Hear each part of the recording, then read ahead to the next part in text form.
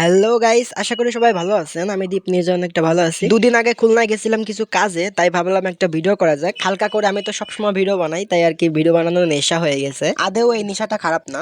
বন্ধুরা, এখন আমরা আছি আর্য ধর্মসভা কালী মন্দির খুলনা। তো এখানে ঘুরতে আসলাম। এই মন্দিরটা খুলনার ভিতর অবস্থিত, আর এটার নাম হচ্ছে আর্য ধর্মসভা। খুলনায় অনেকবার আসছি, কিন্তু যে এই মন্দিরের ভিতর আসার মতো সৌভাগ্য হয়নি। তো আমাদের কিছু ধূপকাঠি কেনার ছিল, আর ওটা কেনার জন্য আর কি মন্দিরের সামনে খুব ভালো ধূপকাঠি পাওয়া যায় বা আগরবাতি যেটাই বলেন। তো ওইটা কিনতে আসছি, আর মন্দিরটা দেখে ভালো লাগছে, তাই আর কি ভিতরে ঢুকলাম। সত্যি বলতে বাইরে থেকে মন্দিরটাকে দেখতে একেবারে ঝাক্কাস লাগে।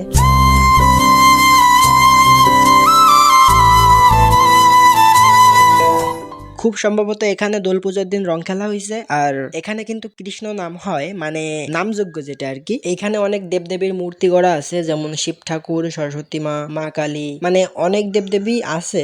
আর নতুন করে একটা শিব মন্দির তৈরি হচ্ছে। তো সনাতন ধর্মের দাদা দিদিরা যদি সুযোগ পান তাহলে অবশ্যই একটু ঘুরে আসবেন, আশা করি ভালো লাগবে। তো আজকের মতো এটুকুই, দেখা হবে পরবর্তী ভিডিওতে।